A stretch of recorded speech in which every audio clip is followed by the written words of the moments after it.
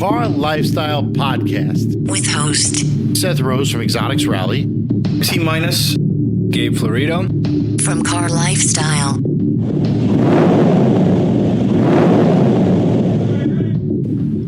Welcome back to podcast number 18. I'm here today with my co-host T-minus.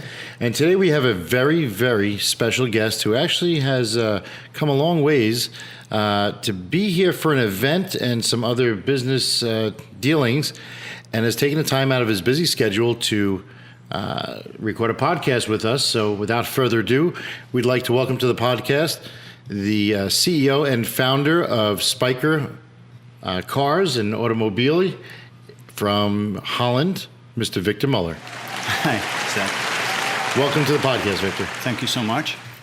We're glad to have you here, and Nobody welcomed me, so I'm just going to jump up in this bitch. welcome T-minus. Oh, thank you so much, Seth. I said my co-host. Yeah. He did. Thanks. He did say that. He's like my attorney and my advocate at the same time. Right, but It's you fantastic. were mentioned. I always defend you. Apparently, you guys have a little coalition going Well, here. and he needs, by the sound of it, he needs defense. Woo! Yes, he certainly does. Victor Muller is in the building. Yes, so in case anybody, in case, yes, we are in Manhattan in the hood, and I'd like to thank Reich for hosting us today and this past weekend. So what brought Victor initially out this way was the 15-year anniversary of Spyker Cars, which I was a part of since I am a Spyker owner. And we all met up at Reich's house. Reich is an avid enthusiast for Spyker. You've owned how many, Reich? Two. And we met up at his house up in the mountains at the Catskills. We had a gathering where there were people present from all over, including from overseas. And it was a great time this past weekend. But why don't we start with a little history of Spyker, since a lot of people aren't familiar with the brand, hence the reason why my license plate says, "What is that?" And it's become synonymous with Spyker around our area. I became fond of Spyker back, I would say it was probably about, I'm going to say 5 or 6 years ago, when we initially met at the Monticello racetrack. Exactly. When I scared a couple of people because I am a member there and familiar with the track, and people were a little unsettled with my driving. And it was very wet. Yeah, it was. Tell him what else you do in the wet. Why don't you tell us what I did in the wet? Because you scared the shit out of me. I was good. I was like, listen, Seth, you're going to have to pull over and get me out because I am done. At one point, and I don't know if it still holds true, but I was the record holder for a street legal vehicle on Pocono Raceway. What was it, 100? Fastest lap in the wet. You did 186 miles an hour. Yeah. In the pouring rain. He's lost.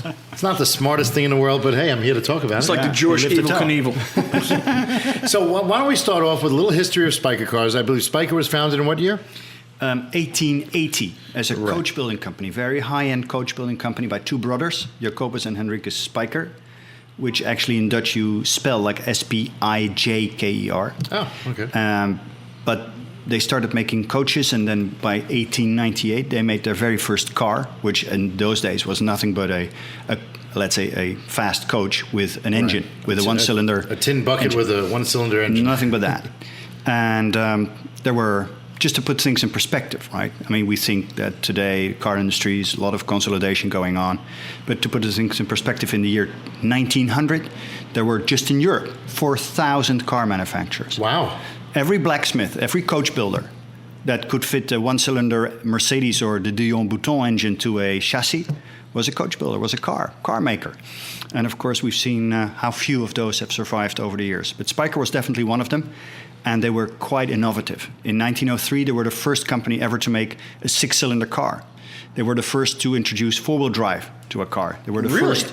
Absolutely. They were the first to make That's sick. Four-wheel brakes to any car. All in one car, actually, in the 1903 60-horsepower Grand Prix racer. And so they were quite an innovative company. And by 1914, they merged with the Dutch Aircraft Manufacturing Company and became an aircraft manufacturer and a car maker. And they made about 100 fighter planes and 200 engines, aircraft engines. And this was all during the Great War in Europe, in which actually the Netherlands were neutral. But they still made the planes. And of course, in good Dutch trading vein, we sold them to everybody who wanted them. particularly to those who were fighting each other because that was good for sales. In 1918, the war ceased, and so did the production of the planes, and Spyker went back, resumed car production. So they phased out of the aircraft and went back to strictly automobile. The aircraft heritage remained, and they started building cars like aircraft. All the technologies they developed over the years to build the aircraft, they basically transposed to the car building, and that's what they did until 1925 when they went into what they called voluntary liquidation. The company just ceased to trade. So 1925 is when it ceased operations under the original ownership. Okay. So it was like 45 years of trading in the form of coaches, cars, and planes. Okay. But they also made some boats. They did? Yeah. Interesting. And now, what was your drive to relaunch the Spyker name? Well, I was in the 90s buying new Astons, new Ferraris, and I thought they were really crappily made. Okay. And I was very much into collecting classic cars. I had a huge collection, 50 of them, race Ferraris, Maseratis, Aston Martins, but also a lot of pre-war cars, really high-end pre-war cars, Rolls-Royces, Isotta Fraschinis, Invictas, Hispano Suizas, the really nice handcrafted stuff. And I thought, how come that, and we're talking 1997, how come you can't buy nowadays a car which has phenomenal performance, but is handcrafted in the same way as the pre-war cars were? So I decided to do it myself, and fortunately I could. So what enabled you to be able to do this? What did you do before Spyker Cars? I'm a lawyer originally by profession. Okay. And I worked as an international merchant acquisitions lawyer with Baker McKenzie in Amsterdam, but I was working primarily in the United States. And then I became chief negotiator, if you will, director of corporate affairs for a very large offshore conglomerate that I'd worked for a long time. And we made a lot of acquisitions. And 3 years into that, I bought one of the subsidiaries out, which was a salvage and towage company, towage operator, tugboat operator. Right. And that was in 1991. And I started buying companies that were basically ailing, $1 companies. And I bought a lot of them, and I turned them around. I took them public. I kept them, or sometimes I sold them off. In any event, I made enough money to pursue my boyhood dream of becoming a car maker. So you were buying a lot of these classics. You had quite a collection. With your collection, would you say that you were storing them to show them, just to collect them, heritage, or did you drive them? All of the above. I participated. My dream was to win Pebble Beach, Concorde Elegance, right? Every collector has that dream. Sure. And I won quite some prizes at Pebble Beach with my classics, but of course I never came close to winning. So that's still on my bucket list. But the car collecting world has been a tremendous inspiration for Spyker, right? Only genuine materials, no plastics, real leathers, real aluminium panels, everything crafted in the right way. And that comes at a price, but our customers are more than happy to pay that price because they get a unique piece of what they call automotive art.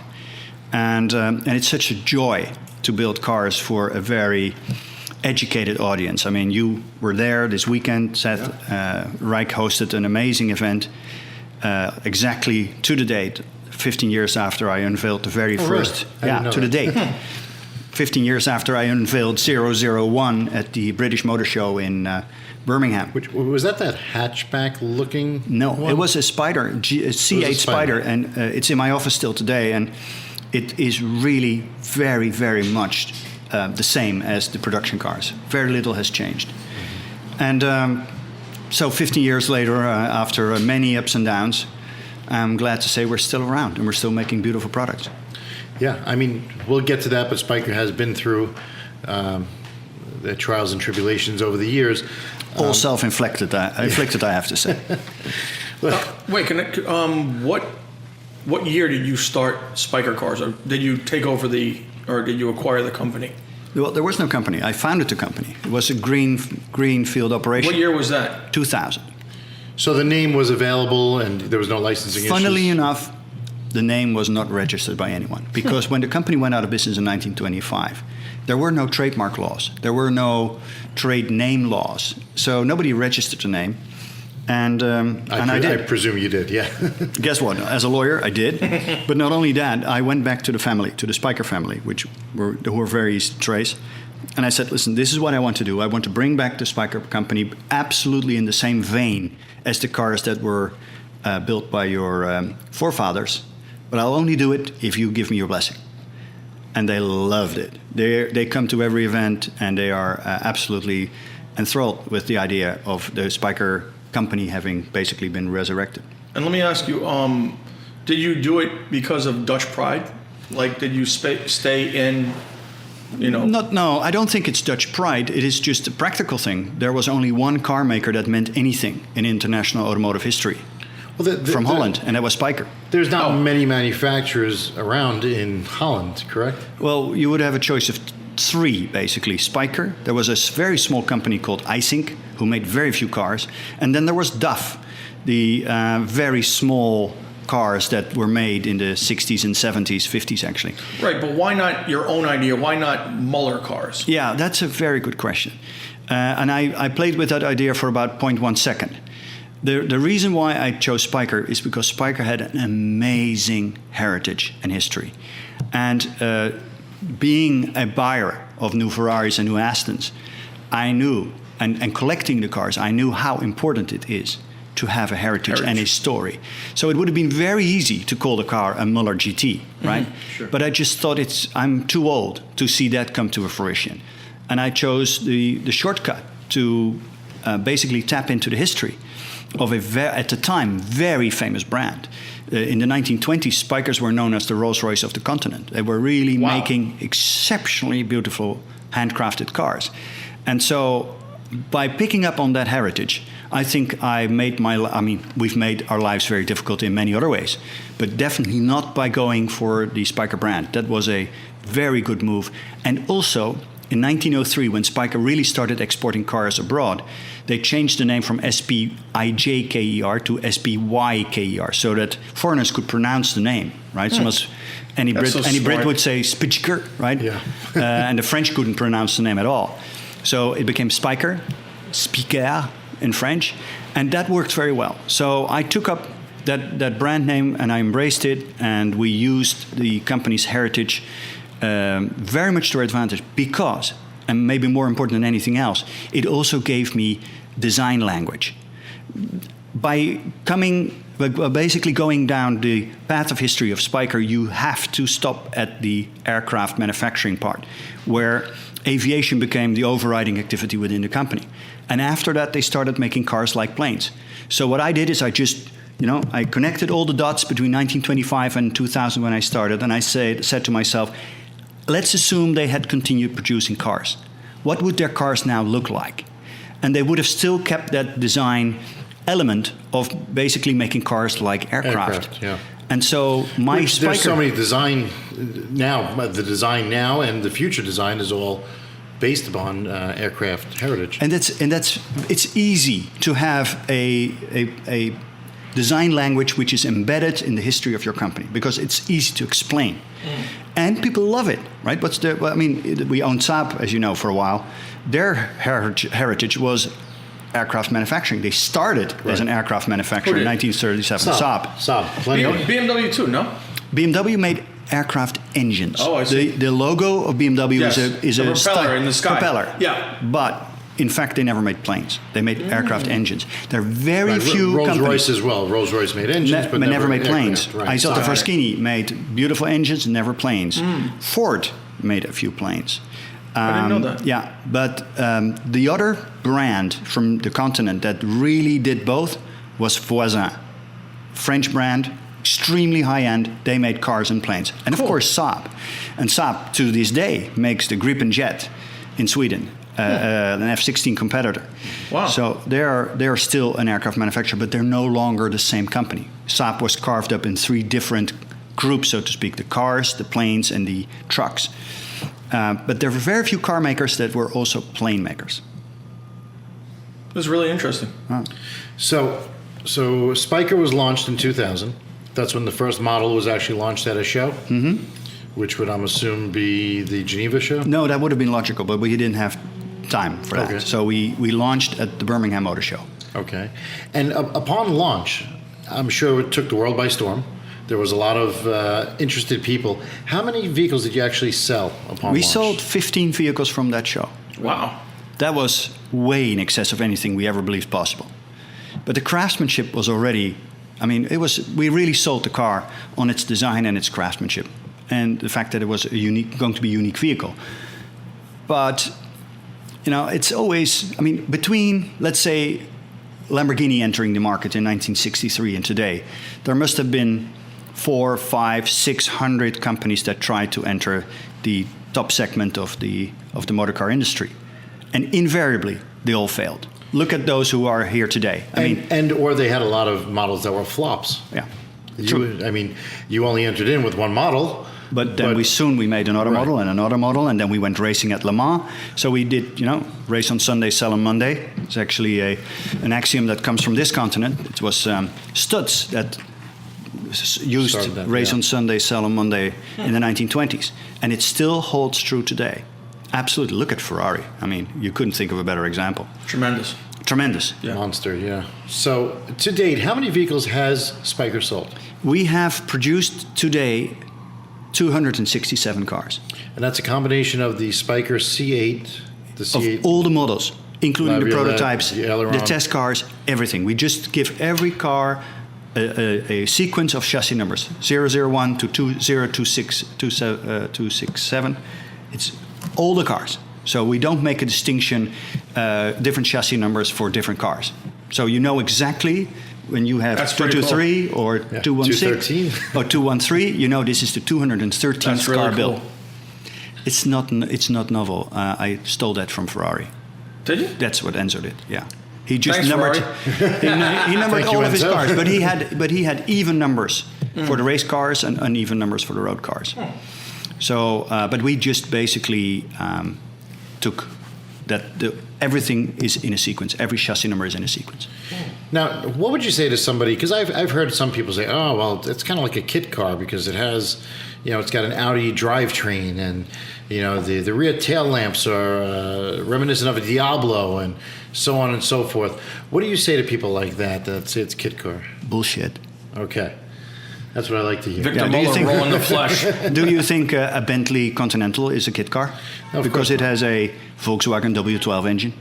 No, of course not. But Volkswagen and Bentley, there's a marriage in the company. Right. So a lot of people have stated to me in the past that, Spyker, that they feel is a kit car because it has, it's an Audi drivetrain. So they just took a chassis from one country, they took a body from another country, and they just matched it all together. And yes. Well, if that was the case, I would have to agree with you. Right. But we designed and completely developed our own chassis. We designed and completely developed our own body. And basically, engines are quite generic nowadays, right? Mm-hmm. So we took the best engine we could find at the time, the Audi 4.2 liter. Now, you've been using that since 2000? Yeah, and I don't think that anybody would call a Pagani a kit car because it uses an AMG 6.3 engine, does it? Do you? No, definitely not. No. And nobody calls a Koenigsegg a kit car because it started off with a Ford V8 5.0 liter engine. I didn't know that. And they did. And they totally made their own engine out of that. And that's one of their incredible feats. Koenigsegg is an amazing company, as is Pagani.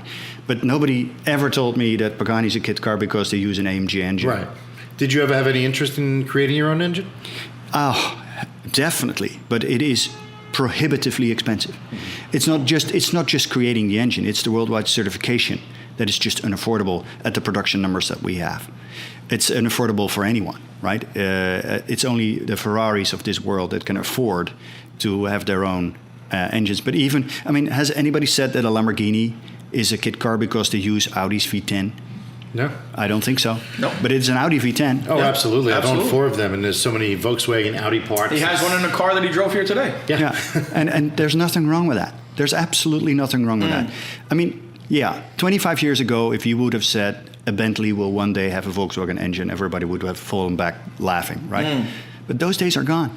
Certification has become such a big issue that you just have to take this in your stride. You can't afford, as a small manufacturer, to develop your own engine other than, for instance, what McLaren has done by taking a Ricardo engine and developed that into their own engine.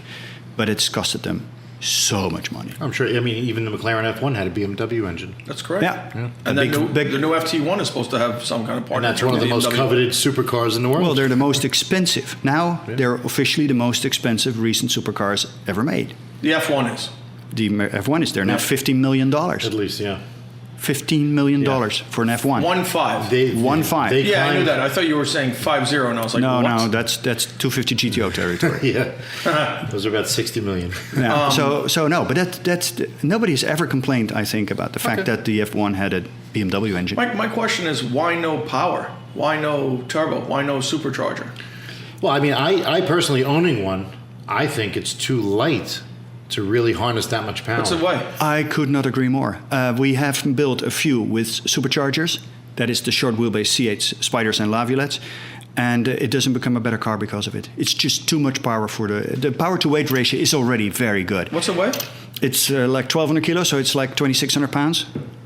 So that's pretty damn light. And if you add more horsepower than 400 to it, it really becomes a tricky car. You don't want. It becomes very impractical. Well, it's unmanageable, I would say. Yeah, it's just too much. Yeah. But in the Aileron, which is the successor to the C8 Spyder and Laviolette, we put a lot of compressors because it's a longer wheelbase car. It's wider. Yeah, it's definitely a larger car. I think you toyed around with a Chevy engine in that at one point. A GM Not engine. with Chevy. We had an opportunity at the time to use the GM LSA engine, which was in the Cadillac CTS. Okay. CTS-V actually, and that was an interesting 6.2 liter, normally aspirated. Extremely strong.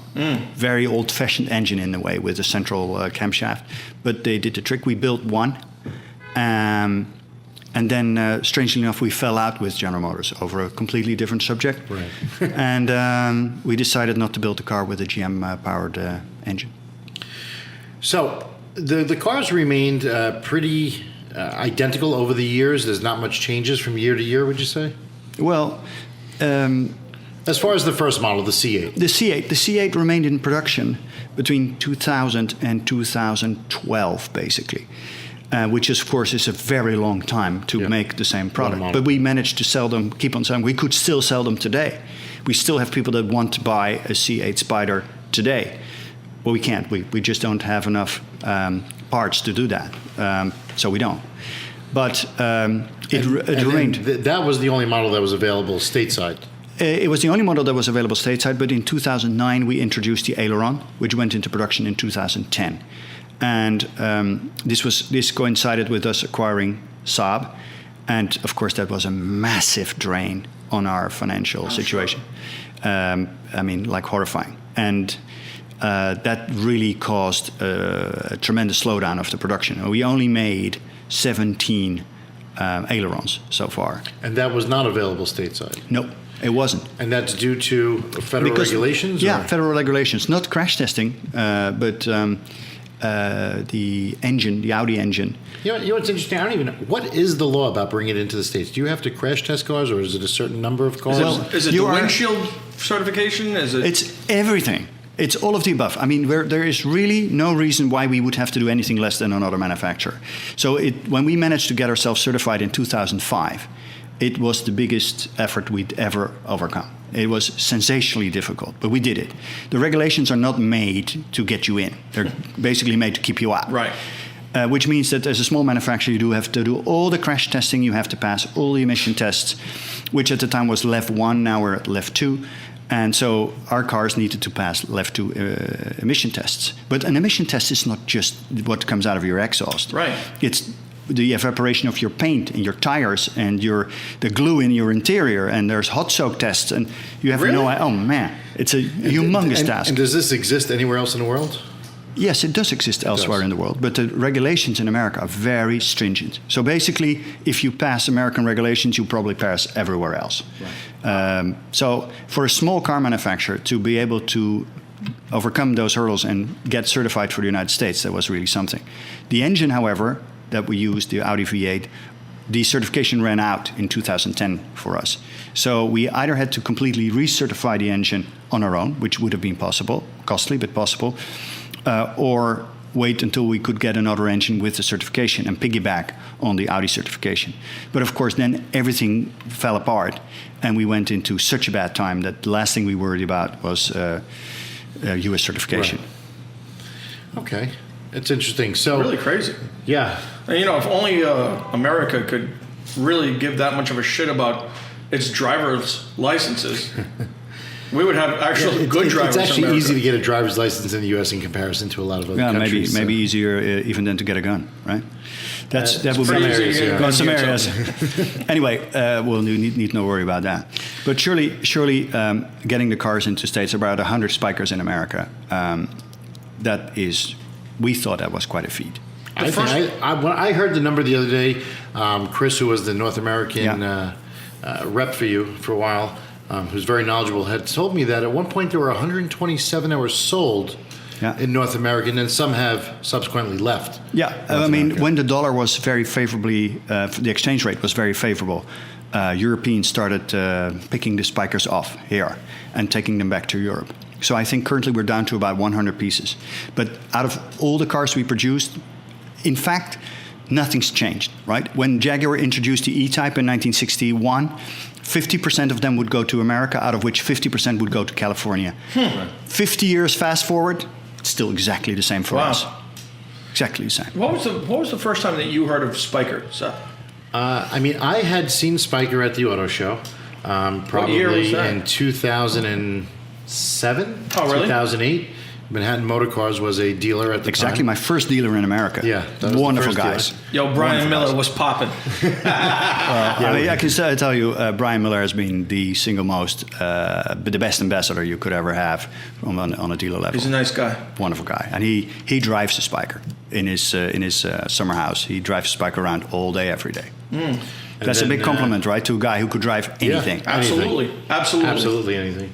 And then 2 years later is when we met at Monticello, when I got to toss the car around on a track, and immediately I fell in love with the car, and then I was trying to negotiate buying the orange Laviolette that was at the track at that day, which was housed at Manhattan Motor Cars. So you were actually really impressed by the way it drove, and you were coming from a Superleggera, which was Lamborghini's track. Well, I went through a phase where I was going to all paddle shift, E-Gear and F1, and I had the GTR, and I had the Mitsubishi Evo MR, and I had the Superleggera, the 430. So I was, paddle shifting everything.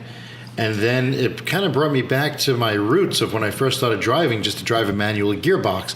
Because, let's face it, today's cars don't have manual gearboxes, and Spyker has always. We've always had gearboxes with manual shift, but on the aileron. The aileron is a much longer car, and it had to be because the automatic gearbox is a much longer gearbox than the manual. But also for all sorts of other reasons, we wanted to make a bigger car. Also aerodynamically, it's much better to have a longer car. But if we look at the sales of aileron, basically where they went, everybody wanted an automatic, except for Europe. And I drive a manual aileron, and I think it's unbeatable. I really love to be engaged myself in the process, so I can do what I want. Absolutely. So you don't have a computer rethinking your... an AMT or whatever automatic system you can apply to shifting for you, it's probably capable of doing it better than you. Absolutely. But is it more fun?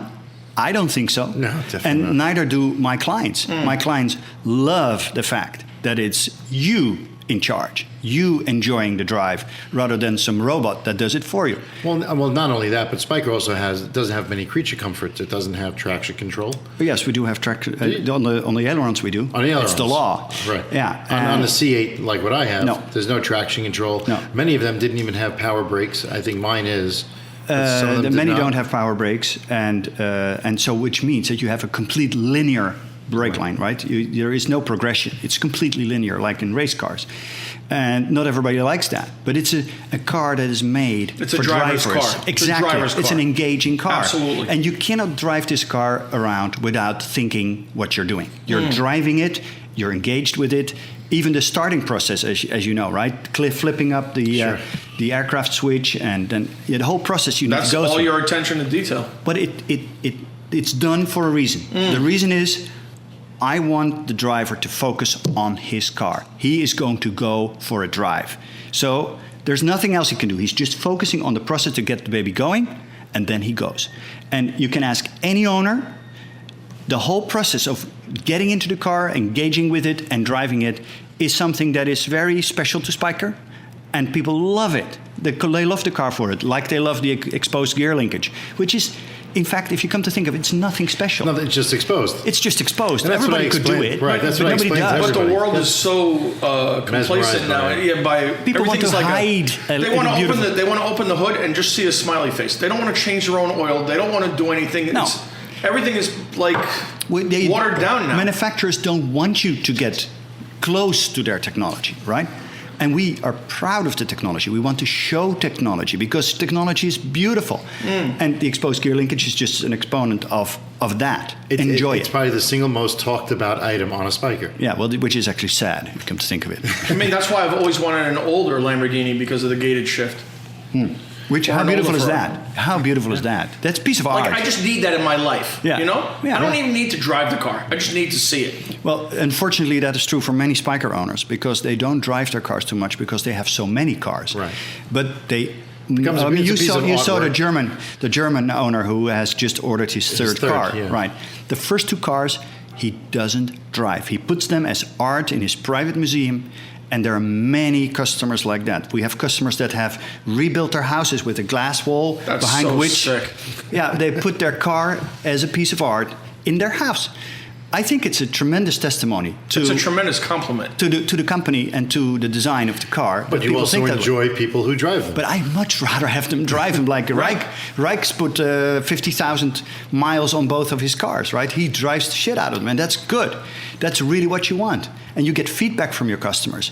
People that drive 10 miles a year will never tell you what's wrong or not. They'll never truly engage and appreciate what the car was built for. But they buy it for a different reason. They buy it because they think it's beautiful. Well, paintings are beautiful. You don't drive a painting. You just look at it and enjoy it the way it is. I can appreciate that, but I prefer people to drive my car. It's meant to be driven. The reason I asked you about Dayton, I asked Seth about what year he was put onto Spyker is because I'm not positive, but I feel like 04, 05, Carl Lewis was in a Spyker. He in was. Gumball. He was. Well, it wasn't Gumball. It was Bull Run. Was it? It was Bull Run. Oh. Run. We did Bull Run with two cars. New York, Paris Hilton, New York to. Carl Lewis. And I remember Beverly being Hills. like, what? Like, I like to think that I know a little bit about cars and that I know what's new and what's good and this and that. And I had never seen it before. Yeah. And I was like, that thing is 2007. sick. And that Yeah. became my first car, Actually, Really? Yeah. the 107. Oh, really? 107 became Rijks' first car. Carl Lewis, where you at?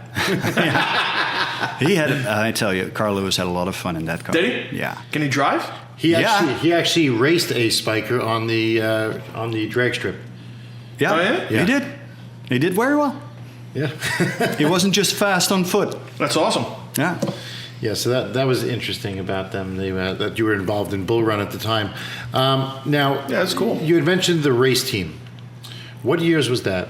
Well, we introduced. I always felt very strongly that we needed to go racing like the old Spykers had done. Spyker participated. Well, first of all, the 1903 car was a 60 horsepower Grand Prix racer. That car was was a six-cylinder, right? Six-cylinder. That car was was unheard capable of of then. 60 miles an hour. Now, bear in mind, 1903, Kitty It's Hawk. like unheard of. Unheard of. Yeah. Kitty Hawk, Wright brothers, a plane, 30 miles an hour, right? A train in those days, maybe 40 miles an hour. The fastest car on the globe was the Mercedes Grand Prix car and the Spyker Grand Prix car because they could do 60 miles an hour. Sick. It was, when people ask me what's the fastest you've ever driven, I will say, 60 miles an hour in a Muller, which was a 1905 London to Brighton car, right? Where you're completely exposed with a tiller steering wheel. 60 miles in that car is faster than a Bugatti Veyron at the straight, right? That's crazy. It is such a different experience. So that car, 1903, was a race car that did extremely well. Then in 1907, the French newspaper Le Matin decided, that it was high time, that the car had been around for 10 years, and they decided that they wanted to organize a race from a city that everybody knew but no car had ever been, back to what they perceived to be the center of the world, Paris. So they organized the Peking to Paris Raid, 1907. And 5 cars entered, a Itala from Italy, Spyker, 2 Dion Boutons, and 1 Cotal. And the Cotal was like a 3-wheeler, halfway a motorbike and a car. And the French guy who ran the Spyker in the race, Godard, managed to get what we think is the first case of sports sponsoring in history, because he got Louis Vuitton to sponsor his car. So on the side of the car, you see a big trunk, and it says Louis Vuitton, trunks and bags. And with that, he drove Peking to Paris. And so when I started the company up, I went to Louis Vuitton and I said, listen, have you seen this? Oh, yeah, they knew about that. And I said, well, I would very much like to have a specific Louis Vuitton kit for my cars, because my customers would die to have that. Absolutely. And they made them. They made them. So you could refer your client to Louis Vuitton, and they would buy a Spyker luggage set consisting of 5 pieces. That's so dope. Tailored to the trunk of a Spyker C8. And that's just because of this 1907 relationship that Spyker had with Louis Vuitton. That's so dope. All right, I'm going to buy Spyker. All right. It took, I mean, bloody hell, it took half an hour to get you this far. That's unusually long, Mr. Minus. I'm into it, man. I'm into it. That's No, but that's. I mean, we talked before. Why go for Spyker? Because of the heritage. There's this incredible aviation heritage, this incredible racing heritage. So coming back to your question, Seth, why did you go back in racing? Well, we went to the Frankfurt Motor Show on 9/11, 11 September 2001. We unveiled the Double 12 race car at the Frankfurt Motor Show. And Double 12 stands for a record that Spyker won in 1919. There, in those days, a 24-hour record was just put a car on a track, race it for 12 hours, stop, have tea on Sunday, and then continue the remaining 12 hours on Monday. That's the way they did it. And in 1919, Spyker broke the 24-hour record with a Spyker C4, big time. And they did like 1,900 kilometers, like 1,200 miles, something like that, in 24 hours, non-stop. That was the Double 12 record, 2 times 12. That's really cool. So we introduced the Double 12R for racing, and we had our first race at Sebring in 2002. And then Le Mans 2002, 2003, and we kept on going back to Le Mans until 2010. So we did it 8 times in total. And our best performance at Le Mans was in 2009, when we finished 5th in class behind 4 Ferrari 430s. Wow. And we beat every single Porsche at their own game. This minute company from Holland making their own engines, because the race engines we did build ourselves, we beat every single Porsche. Wow. We were proud as a peacock, as we say in Holland. And Porsche, where you at, Porsche? well, they're still there, and we're not racing anymore. So they won in the end, trust me. It's still a remarkable feat. It's a remarkable feat, but also we learned so much about our own product racing it at Le Mans. People think, how difficult can it be? 24 hours. If I drive from here all the way west, They don't drive get it. 24 hours, and my car still works, why would that be a problem?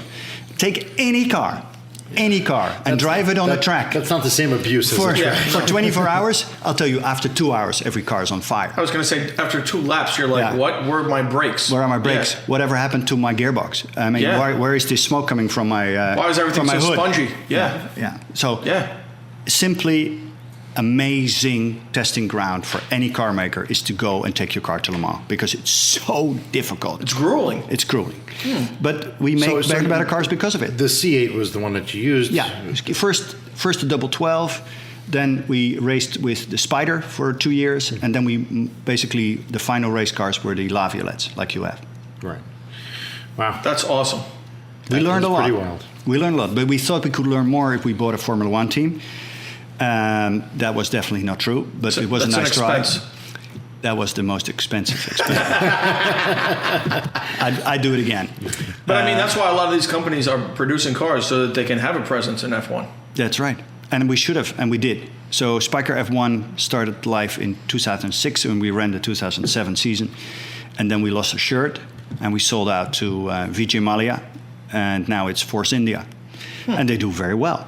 I mean, podium last week, very, very well done. I mean, these guys basically took the team and improved it massively, and they're a very, very fierce contender now for podium places. So it's possible, but that's, I mean, we sold in 2007, so 8 years later. 8 years, yeah. And I don't know how many trillions further. Of dollars. Yeah. Well, Rome wasn't built in a day, so. Damn right. And I think that they've done an amazing job. So we were in Formula One for one single year, and that was it. Still not a bad thing to be. Please, how many car manufacturers are there that are not in Formula One? More than that there are. Absolutely. That's a given. It's a tremendous honor. It's a presence. I'll never forget, we went to the first race of 2007, which was in Australia, Melbourne. And, well, of course, we were novices, so we were walking around the track. I ran into Ron Dennis and Bernie Ecclestone. And Ecclestone introduced us to Ron Dennis, and he said, so these are the guys from Spyker. This is their first race here with the season. And then Ron Dennis said, "Welcome to the snake pit." Well, he wasn't kidding. That I can tell you. It was a snake pit. Everything you hear about Formula One is true, and it's much worse than that, actually. But it is an addiction. It is sensational. And it's world class. It's world class. Well, it's in very difficult times now, for many reasons. But I'm sure it will survive. It's been around for so long, and it's tremendous outside of the United States. Yeah, and that's colossal. That's sad because this country. It's sad for the United States. It's sad for manufacturers because. For most of the manufacturers, for us definitely, United States would be our number one market. You would love people to come and see Spykers on the Formula One track, right? Absolutely. But unfortunately, there is very little enthusiasm for Formula One in the United States, and that should change. I don't think it's easy to change it. I mean, this country is so ingrained with NASCAR. NASCAR, yeah. But I think things are changing. And largely because of in social the big cities, media. But that's in the big cities. You have to remember that there's not that many big cities in the U.S. as comparison to the country. Like the most popular music in the United States is country music. Absolutely, and the Ford like F-150 is the highest sold vehicle. Right. Yeah. But that tells you a lot, right? It doesn't mean things don't change. No, I'm not They saying will that change. it can't change. It depends It on will. marketing and the internet and social interaction, I think. Well, there's that, and there's a whole new trend of young people don't want to buy a car. Period. That's right? true, also. And that is going to be a problem in not many years from now.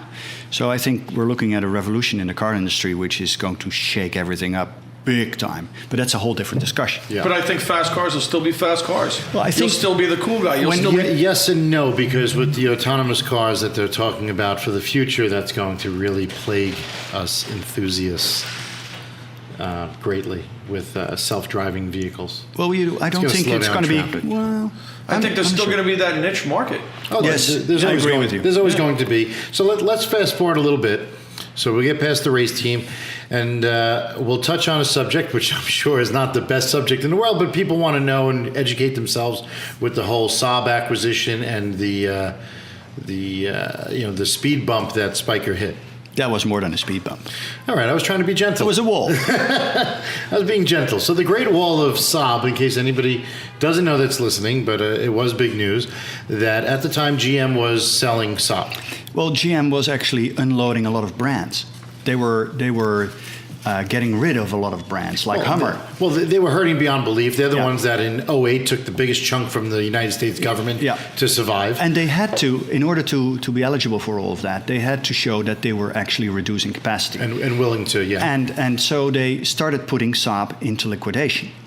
But at the time, I made an effort to buy the company, and it's a long story, but in the end, I succeeded to get Saab from GM. But they were already in voluntary liquidation. And if we have misjudged, if you will, one thing, we misjudged the effects that being in voluntary liquidation had on the customer base, but particularly on the dealer and distribution network. They were shocked by the fact that happened. So we managed to undo that and get Saab out of voluntary liquidation. But to get the company back on track took us more time than we had anticipated. And we sold like 32,000 cars in 2010. I think people were just shocked with who the heck is Spyker that they just bought Saab. Well, that may have contributed, but generally, I'm saying just such a small niche, brand. Well, you have to Saab. put these things into perspective, right? What was the situation in 2009? The car industry was on fire. I mean, everything was collapsing.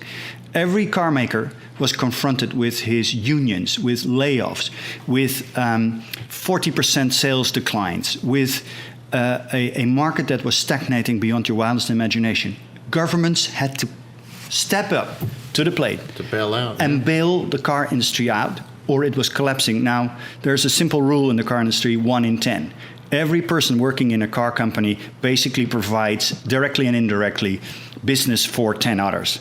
So if a car company like Volkswagen right now, with 670,000 employees in Germany, would go out of business, that would basically collapse the economy. Yeah. Well, it's much worse than that, in the sense that if Volkswagen goes out, and it's just a theoretical example, but if GM would have gone out at the time, it would have probably taken Ford and Chrysler with it, because the suppliers would go down. And the suppliers can't survive on Ford and Chrysler alone. So if GM would have gone down, they would have probably taken the entire supplier industry down. You know how many employees that is on the street? It would have been a disaster of gigantic. It would have been magnanimous. And I think that the American government at the time took the absolute right decision by trying to stem those disasters by keeping the companies afloat. And they have reorganized themselves. And GM did reorganize itself and sold off a number of activities, including Saab. And we picked it up for next to nothing. And we had a very hard time putting the company back on track. And then when we needed funds to do so, we ran into a wall where General Motors wouldn't allow certain investors to come on board, Chinese investors. Yeah. And that became an issue to the point that we couldn't survive. Well, that's the market now, China. It was, well, that's the problem. It was, and for GM, China is the single largest market. And they really didn't want Saab to become a serious player in the Chinese market with very strong Chinese partners. So that was the end of that. So where is Saab today? Saab's assets were purchased by a company called National Electric Vehicle Sweden. Guess where they're from? China. Yeah. And you got it right. And they started production of the old Saab 9-3 for about 5-6 months. Made a very small number of them, then ran out of money, stopped production, and have been in difficulty ever since. And I really hope that they're coming out of it, because they wanted to develop an all-electric Saab. Okay.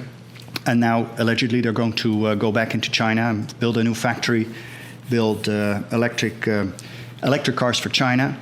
But the problem is that the trademarks that we owned were shared with Saab AB, the defense technology company that also made the jets. And Saab AB simply prohibited NEVs from continuing to use the Saab trademark. So even if they would be able to put the cars back into production, they couldn't be called Saabs. The company wasn't even called Saab. The company was called NEVs. The cars were called Saab. So, but that's, I think, a foregone situation. There will not be new Saabs on the road anytime. What happened to all the leftover Saabs? Well, there weren't that many leftover Saabs, and the ones that were left over were sold pretty quickly through the networks at tremendous discounts, of course, because everybody thought there's never going to be any service. Right, there's not going to be any parts available. No, right. that was absolutely untrue, because the parts business was very profitable and independent. It was spun off. The government basically owned it, Swedish government. And it's still supplying parts for all the Saabs in the world. There was like a 1.3 million euro Saabs in circulation. Yeah. And to the best of my knowledge, they still get their parts. Interesting. Okay, so that was the Saab story. That was a Saab story. So that was a rough one. Speaking of Busta Rhymes, that was his first song. The first song to ever make it big for him was when he was with Leaders of the New School, which is his group before he went solo.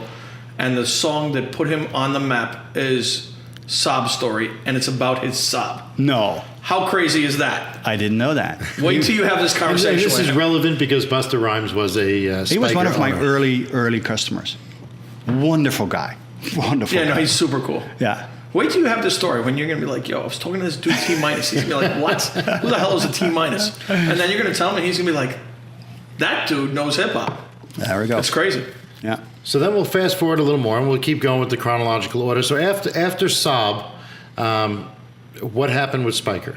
Well, we had a lot of what we call legacy debt, dating from the Formula One days, and dating also from the acquisition of Saab. So basically, after Saab went down in December of 2011, Spyker was left for dead along the roadside, and everybody thought this company is going to go down.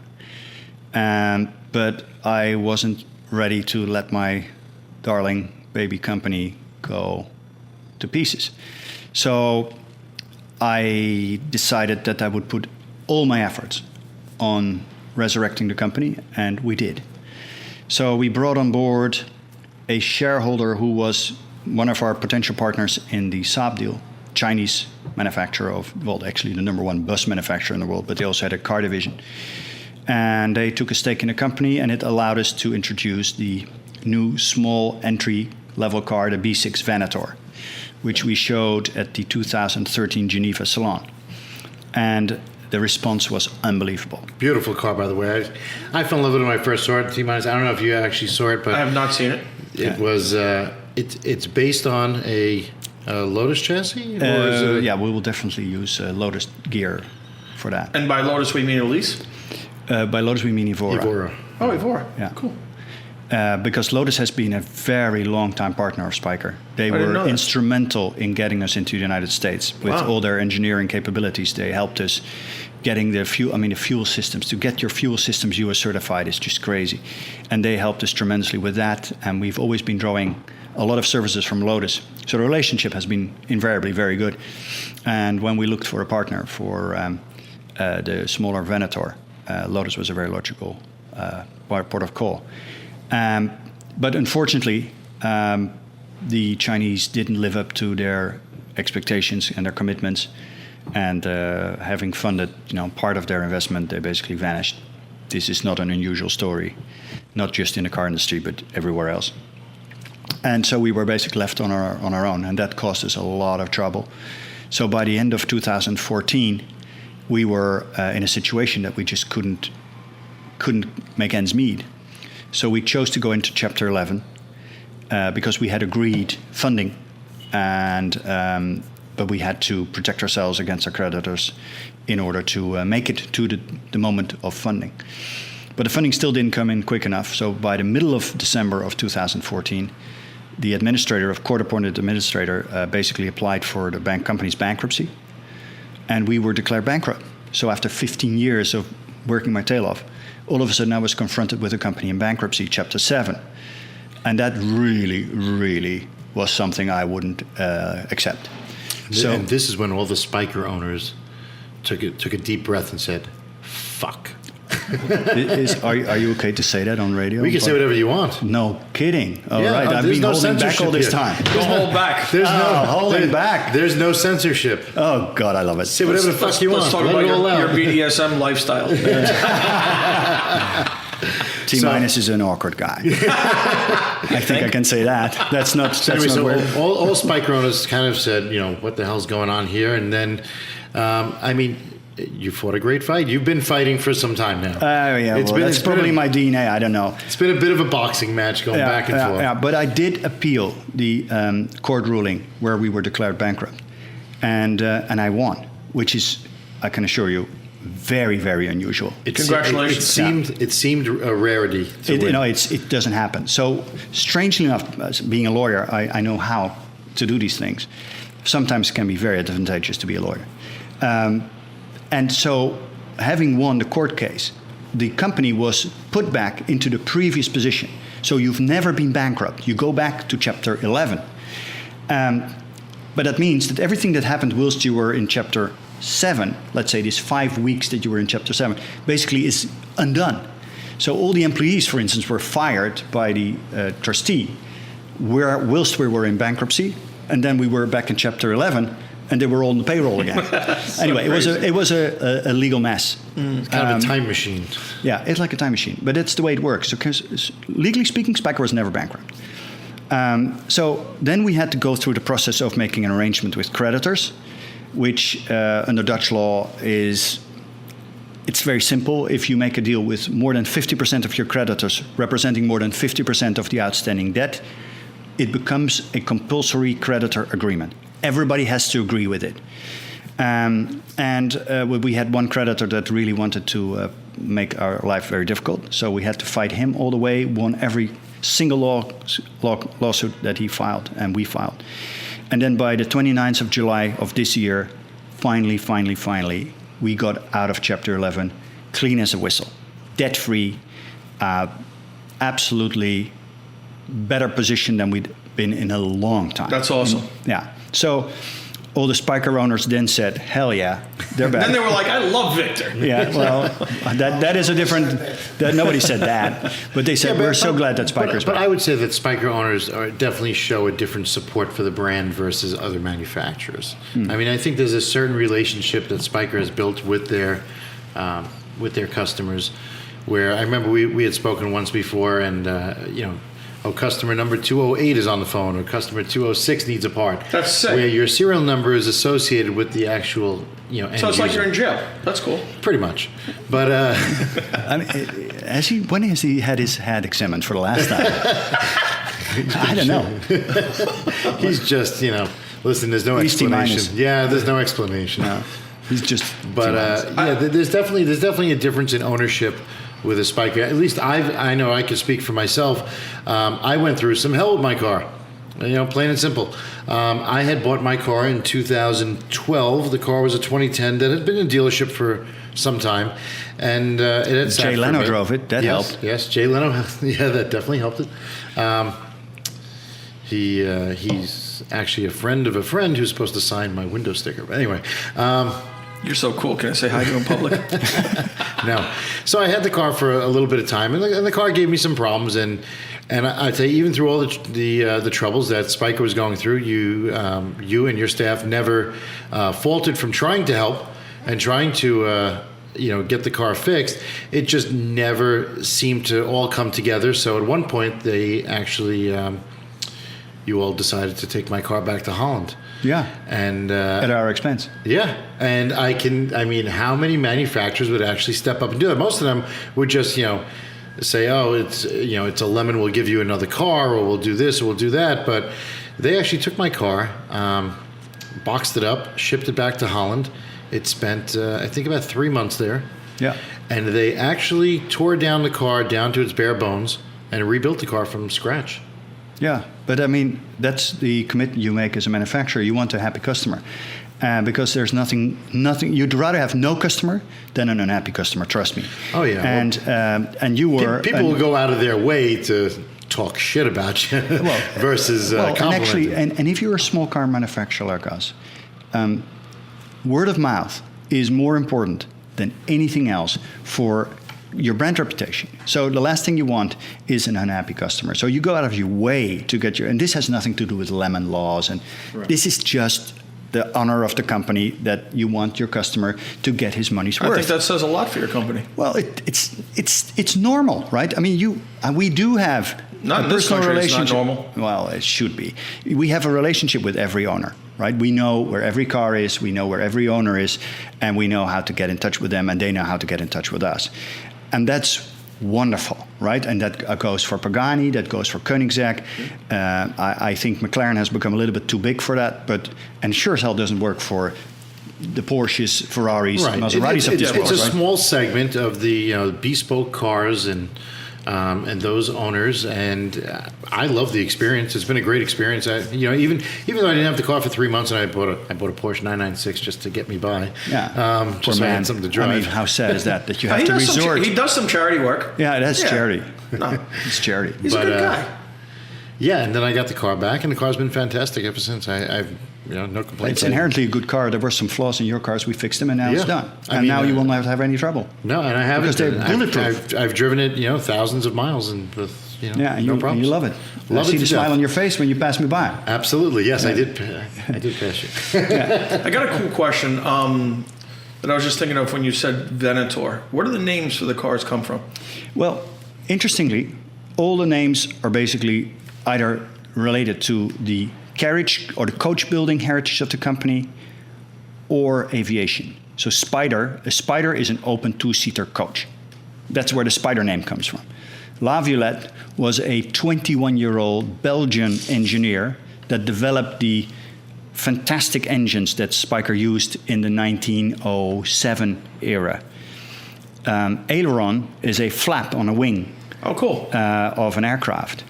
Venator is the Latin word for hunter, jager in Dutch. And that's exactly the name of the planes that Spyker made. They were jagers, hunters.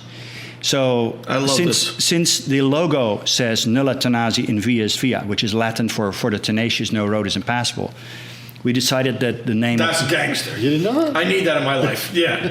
Well, you just live it, and it becomes part of your life. We've never given up, right? You just don't give up, because if you do, you're done. So Absolutely. you have to keep on pushing, and that's why Spyker is still around. So the name of the Venator means hunter in Latin, and it's a direct connection with the planes that Spyker made. Super cool. So hopefully it'll be in production next year, and on my rally, the Hunt will have the Hunter. There you Now go. the The hunter Venator. drives the hunter. So do you have orders currently for Venators? We have plenty of orders for Venator. We just have to put the car into production now, and so we're finalizing. So where, before we go into that, what is Spyker doing today? Spyker today is doing a number of things. First of all, we have, of course, had some time to lick our wounds after coming out of Chapter 11, right?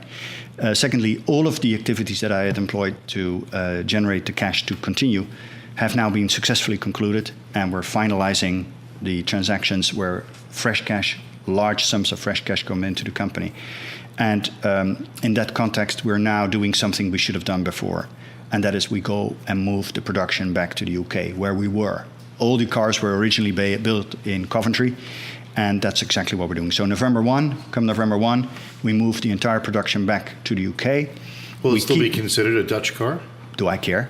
I don't know. Do you? No. Okay. The headquarters will still be in Holland. I've never heard a client say, I won't buy your car because it wasn't made in Holland. UK is actually, for us and for you as a customer, a much better place to build the car. Okay. Not because our Dutch employees are not good, because they're fantastic. But if you build a car in Coventry, you're in the epicenter of everything that has to do with the cottage industry of the car manufacturing world. You can get anything you want within a 20-mile radius. So for us, it is so much easier to be building cars there than in Holland. In Holland, we have to basically import everything because there's nothing there. And that is different in the UK. So particularly because we're going to use a lot of components from Lotus for the Venator. They're just a few hours down the road. Makes sense. So there are many, many considerations, but all of them basically point to one direction, and that is move the factory back to where it came from. And the only reason we came back to the Netherlands, because we left Holland in 2009 with the factory, but the only reason we came back, because after the Saab debacle, on top of that, adding insult to injury, the manufacturer of our cars in Coventry went bust. Gotcha. Unrelated, but they went bust. So in order to save whatever we had, we moved everything back to the factory and continued producing cars there. But now that we're at this new juncture, it's really a no-brainer. We're moving the production back to the UK, keeping a small outfit, sales, marketing, headquarters, distribution. I'm psyched. Yeah, in Holland. So that's what's happening. So we're resuming the production of the aileron in the UK. Okay. So the last 5 of the what we call aileron 1, the car that has been produced for a few years now, will be made in the UK, and then we start with aileron 2, and that's basically a very heavy facelift, right? We'll make 50 of those, and in the meantime, we start the Venator. But much more interesting than that, I think, Is the Venator going to be a larger scale produced car? Yes, definitely. We think that we can sell 500 of them a year. at price points starting from 150 for a coupe to 175 for a Spider. 400 horsepower. Which that's a really good segment to be in right now. I think it is. I think it is too, because I was just discussing the other day, because somebody said to me, would you ever sell your Spyker? And I said, well, I would never want to, but of course, money talks. I said, but where would I go from here? Where do you go? And, the problem is everything is sub, either there's a big segment of the $200,000 to $300,000 range, but north of 300, there is, there's only a few cars, and then you go to the uber exotics. Yeah. But below the 200 mark, in between 100 and 200, there's not that many choices as far as exotic cars. No. And Spyker is an exotic car versus a Porsche is not exotic, in my opinion. A 918, that's on the exotic market. It's an Uber supercar. Yeah. It's a little different. But as far as an exotic, there's not that much out there. I think McLaren made the right move with the 570. Yeah, I think they will do very well with it. Yeah, I think so too. I think it's a great price point, as is the Venator, if it's going to hit that mark. Absolutely, and it will hit that mark. And if the performance numbers are there, I think it'll be people don't buy winner. a Spyker because they want the fastest car. No, not at all. They want to travel in style. Sure. And they want to have a car that stands out. It separates themselves. They'll never find another one at the traffic light. And that's what I love about mine the most. Oh, you have the only white one. The only white La Villette in the world. It's a conversation piece otherwise. I mean, just being the Spyker itself, it's a conversation piece. I mean, I had plenty of Ferraris and Lamborghinis and Porsches, and, there's nothing uber special about them. And even if you bought a pre-owned Spyker for $150,000 versus another car for $150,000, the Spyker is always a conversation piece. I tend to agree with you. By the way, floor-mounted pedals. You're the man. Yeah, floor-mounted. Yeah, but floor-mounted pedals are great unless you do like 1,000 miles, because I just did about 2 weekends ago.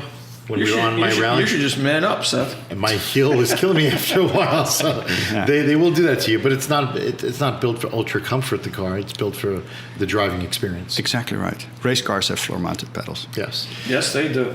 And center locking hubs and hell yeah, all sorts of. All you need is air jacks, and it's a wrap. There you go. So what else are we doing? That was your question. We're merging the company with an electric aviation company, electric aircraft manufacturer from Portland, Oregon, Volta Volare, a wonderful little outfit owned by a dear friend, Paul Peterson. And why are we merging with them? Not only is it the logical thing to do for Spyker, having been an aircraft manufacturer in the previous century, but also this company has amazing technology at its disposal. If it's good enough for the air, trust me, it's good enough for the road. I was going to say, if you could trust it in the air. Are they going to be adopting the name Spyker? Absolutely. Oh, that'd be planes, awesome. So the planes will be Spyker V5s. Oh, wow. The last plane Spyker made was V4, so the new plane will be V5. It's an all-carbon, lightweight, four-seater with an electric propulsion.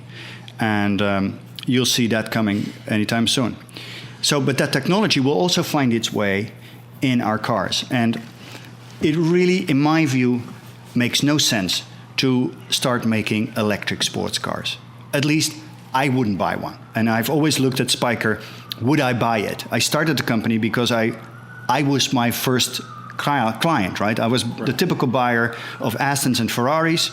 I never had a Lamborghini in my life. I was just a typical Aston and Ferrari buyer, and I loved the performance of the Ferraris, and I loved the style and the classy appearance of the Aston Martin. Yeah. So what I did was I basically took both of them.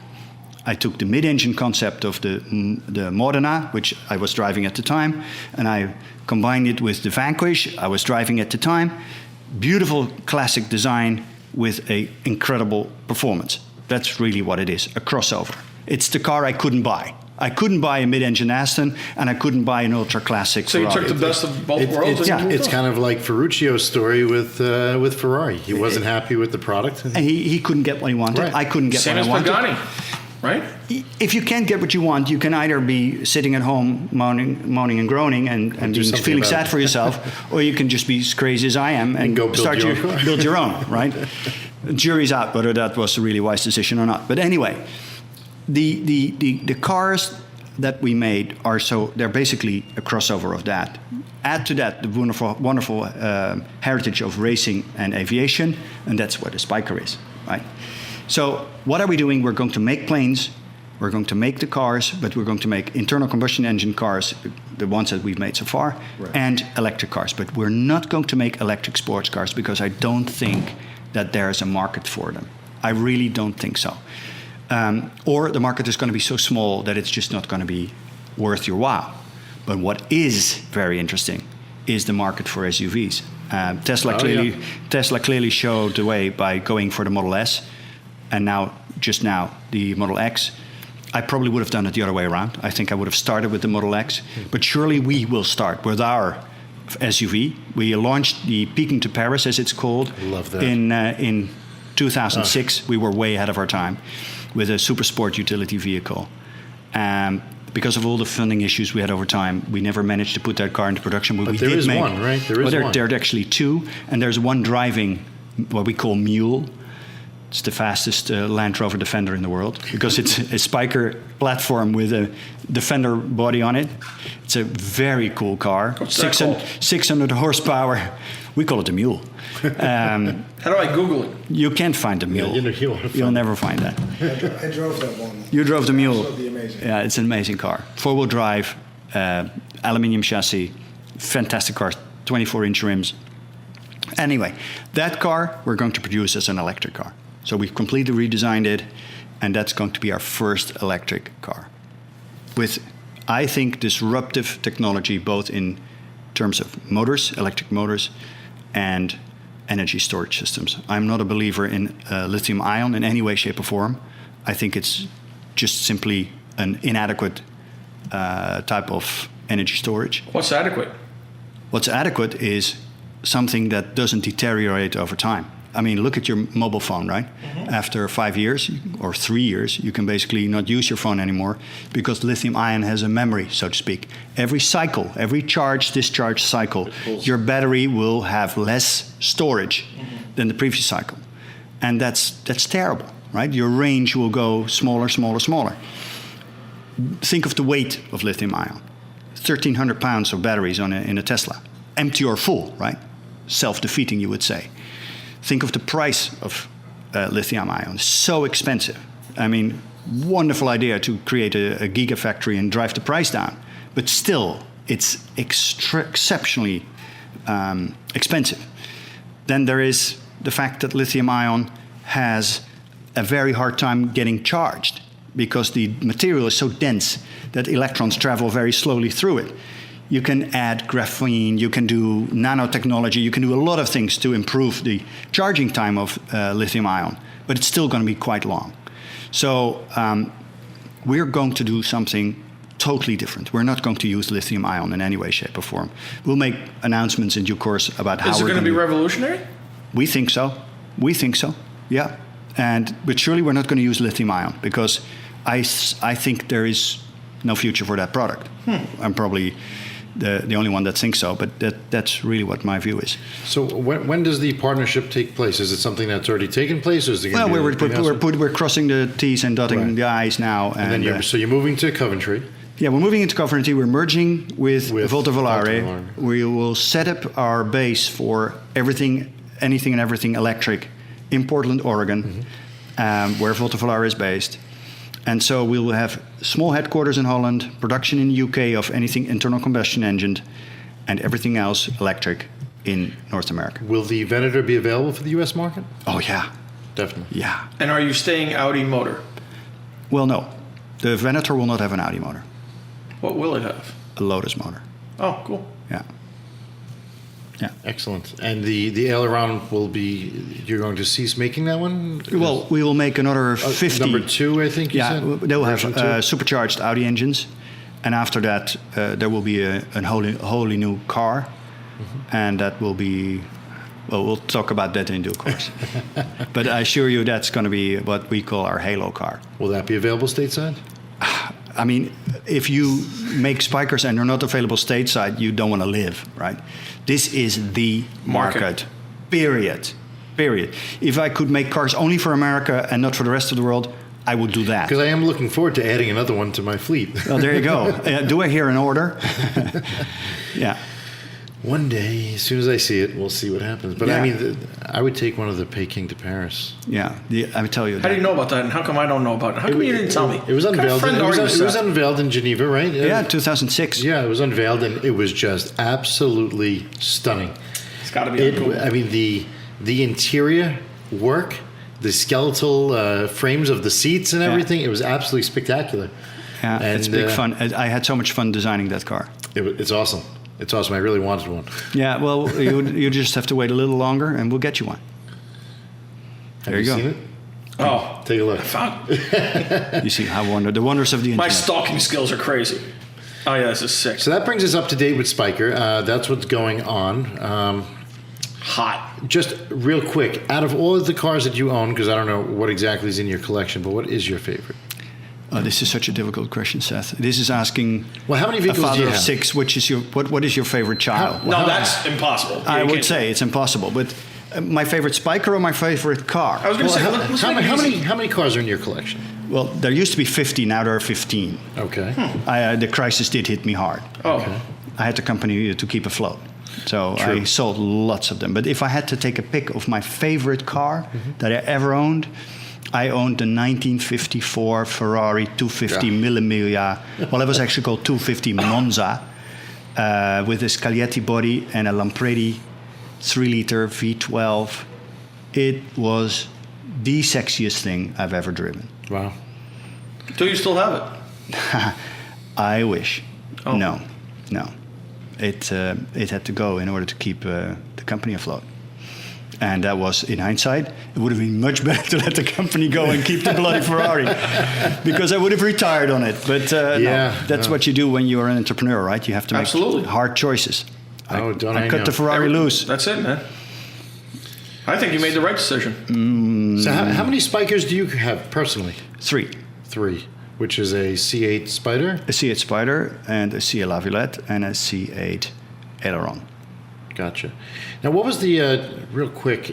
Was there a Zagato? We made one Zagato, a C12 Zagato. We had a deal with Volkswagen back in 2007. I made a contract with Mr. Pischitz-Rieder, who was at the time the CEO, to get their W12 engine. And it was the same engine that was actually going to propel the D12 Peking to Paris. And I knew Andrea Zagato very well from the classic car scene, and he's a wonderful guy. And I always wanted to make a Zagato car together with him, and so we did. And this was in our Formula One days, so we took all of the Formula One cues that you could think of and put them into design. And the car is still in the factory. It's pretty beautiful and also quite extravagant. And hopefully, out of the 50 ailerons that we're still going to make, we've assumed that we'll make 12 Zagatos. Really? Are any of these cars for sale? No. So disappointing. It's all right. Victor Muller's my homie. We got this. All right. Well, on that note, I think On we're this going to get bombshell. this wrapped up. We're going to get this wrapped up. I don't know what else to say. I mean, this was a tour of the Spyker history. We greatly appreciate your time.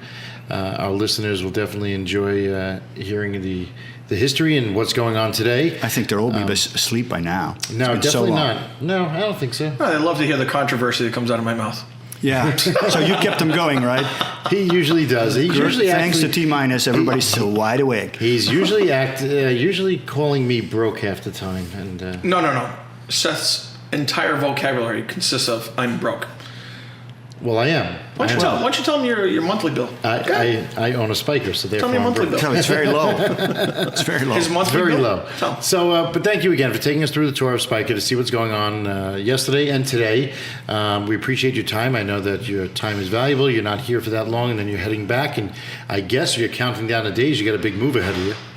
Yeah, well, I really don't have to push the cars into the truck myself. So I have fantastic people that are taking care of it. Good. And I have very little to worry about there. I have always been blessed, I have to say, with not only very committed clients, but also very committed employees. You know what that is? And That's partners. karma.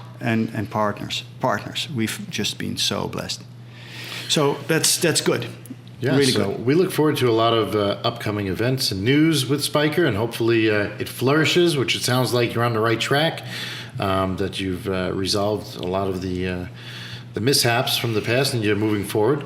And I think that's about it. Do you have anything to add, T-Minus? No, I was blown away by this interview. To tell you the truth, I feel greatly educated now on it, and it's a fantastic story, and it's really a remarkable timeline of events that has put you to where you are now, and I'm very impressed. It's a great story of survival. I mean, I'm not going to. Yeah, but that has to stop, right? I mean, it's true. It's a great story of survival, but there is a time that you just have to say enough of this and just build cars and shut up, because we've made our life very difficult. And I'm only reproaching myself for that. I mean, nobody forced me to buy into a Formula One team. Nobody put a gun to my head to buy Saab. But those are all experiences that are going to add to this company as a whole in the future. Sure, but I think you could have done without it. I could have done. In hindsight, you could have done without it. And I'm definitely not going to do anything as brass as buying into Saab again, because it has provided so much distraction. It almost costed Spyker, my dear baby, its life. And that's really not worth it. So my full focus will be on Spyker, building up that company, and not going to go into any distractions. I mean, maybe you think making airplanes is a distraction, but it surely isn't, because there is so much overlap in the technology that it's going to be instrumental for where Spyker wants to be. And so that's not a distraction. That's something that enhances the overall business. Well, I'm getting my pilot's license. There you go. So there you go. No, it's really, that is a very good development. There's really lots to be gained there. But getting into Formula One team, of course, was a bit wild in hindsight. In hindsight. Yeah. At the time, we had a fully funded program, right? But it turned out to be very different. In hindsight, we had a fully funded Saab business plan, fully funded. But things turned out to be a little bit different than we had anticipated. And then we were just not allowed to make the required changes. Yeah, but your hands were tied. Hands were tied. Yeah. What comes to show is that where a company had been tied with a number of umbilicals to the mothership, GM, for so long, cutting those ties required so much. Saab couldn't breathe by itself without GM. So we surgically had to cut every single umbilical and make Saab stand on its own feet. After so many years, that was very difficult, very difficult. Well, we got it done, but then, of course, disaster struck. We have no one to blame but ourselves, right? Nobody forced us to buy that company. It was involuntary liquidation.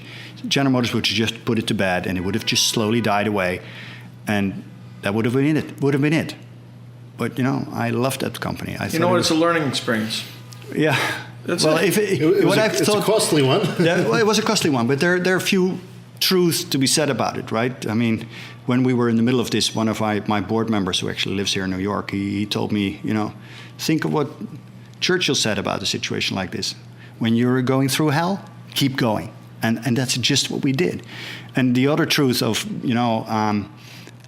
if it doesn't destroy you, it makes you stronger, is so true. It's so true. If you have really actually looked into the abyss, and you're dead. I mean, we've had the closest near-death experience a company can have. We were bankrupt, and we managed, we were dead, and then we reanimated ourselves, and we got back into the living. That's about as close as you can get. But it also means that you will try to stay away from that with everything you've got for the rest of your life, because I can assure you one thing, it wasn't fun. And the wonderful thing about Spyker is it's so much fun. Look at the events that we've done. Yeah. Going to Le Mans, being at Pebble Beach, we've Monaco, you've been Monaco, there. We've been driving our cars on the Formula One track during Monaco race days for way over a decade. So much fun, right? And creating business in the process. But Formula One was a bridge too far. Saab, in as much as it was a fantastic deal on paper, it just didn't work out. I'm not going to take any such risk with the company again. I'm just too old for that shit. And that's a wrap. So, T minus, you want to say a couple of words? Victor, thank you so much for your time, and Spiker. Riker. Right. For all your hospitality. Right. Reich's been a little quiet because he kind of lost his voice this weekend, but we appreciate your hospitality and having us Absolutely. here in New York City to record this podcast. So what we usually do is we usually go around the room and everybody gives themselves a plug if they want to, as far as any type of social media. So, T minus? You can find me at TMINUS_car lifestyle on Instagram. Also follow Car Lifestyle. And Which Car Lifestyle, as of today, is up to 2.95 million followers. You can find me at Exotics Rally, Art of Rap NY, and you can find the podcast listed for free at the Car Lifestyle Podcast. And if I may say so, because Victor is not a big participator in social media, but his staff is, you can find them at spikercars.com. and also Spyker Cars on Instagram. And also and then, the of course, forum. There's the Spyker Owner forum. Right, which is spikerowner.com. Spykerowner.com. And you can follow my personal Spyker on Spyker number 207 with a hashtag 207. Excellent. Cool. And I think that's a wrap. So thank you again, Victor, for spending some time with us. We thoroughly enjoyed, and I guess that's a wrap. Car Lifestyle.